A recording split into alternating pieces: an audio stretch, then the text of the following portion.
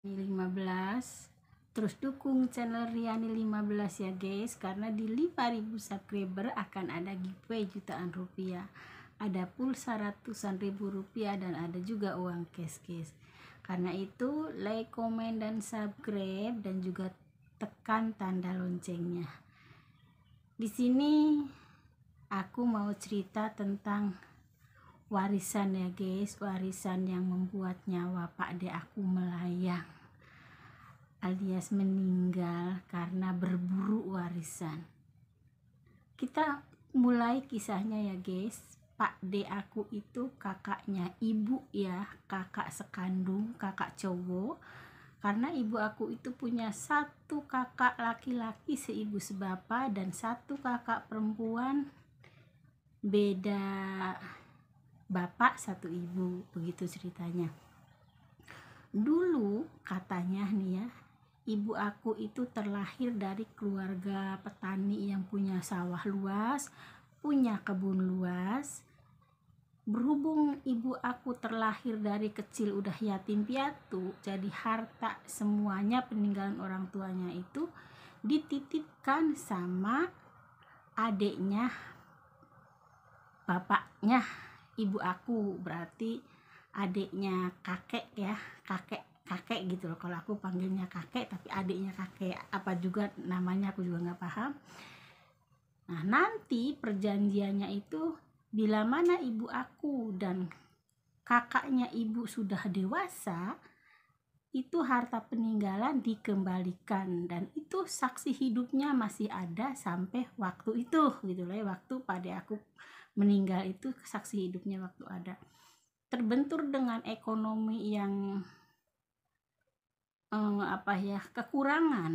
kekurangan dari pihak Pak De aku.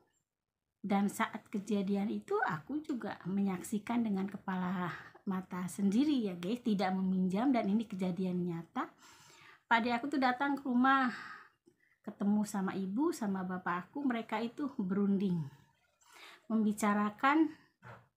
Intinya dari pembicaraan itu, Pak De aku ngajak ibu aku untuk menanyakan hal harta peninggalan orang tua mereka. Mumpung saksi hidupnya waktu kejadian itu masih ada ya, kayak model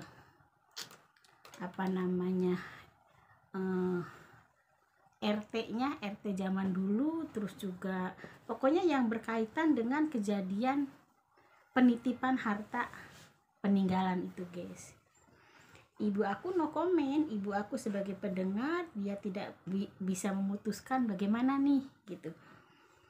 Nah di situ bapak aku itu melarang ibu aku untuk ikut-ikutan menanyakan tentang harta peninggalan. Bapak aku tuh cuman pesen sama Pak D ya, udah kalau akang ya, kalau orang aku mah udah, kalau misalnya Pak D ya mau ngurusin masalah harta warisan, udah pergi aja sendiri katanya. Kalau bisa ambil sendiri. Istri aku mah alias ibu aku nih, bapak aku bilang gak usah ikut-ikutan deh, kami gak mau dengan harta warisan. Kenapa? Kata Pak D aku itu bertanya. Kalau bapak aku tuh khawatir, takutnya warisan gak didapat, nyawa melayang. Oke, cenah warisan menang hente disantet teh paeh kayak gitu loh. Jadi ada kekhawatiran tentang masalah itu guys. Nah singkat cerita, Pak D aku itu pergi dong. Letaknya gak jauh sih, sekitar kalau sepeda motor mah 2 jam ya, beda kecamatan aja. Nah gak lama setelah kejadian itu, Pak D aku datang lagi ke bapak aku, ketemu ibu aku. Katanya bisa diurus, katanya saksi-saksi hidupnya juga udah mau membantu gitu. Bahkan Pak D aku menemui mereka itu, mereka girang, takutnya aku mati. Titipan omongan itu loh, amanah itu istilahnya belum dilaksanakan, yuk cepet-cepet kalau kamu mau urus selagi kami masih hidup begitu. Dan dari pihak yang dititipin harta warisan itu, mereka juga responnya baik. Yuk katanya nanti ke pertemuan kedua kita bicarakan guys. Terlihat dari raut muka Pak D aku happy dong gitu. Nah dari raut muka Pak D aku udah tergambar ya, ada secercah kebahagiaan gitu, ada senyum kebahagiaan. Kayaknya ini berhasil dong gitu loh.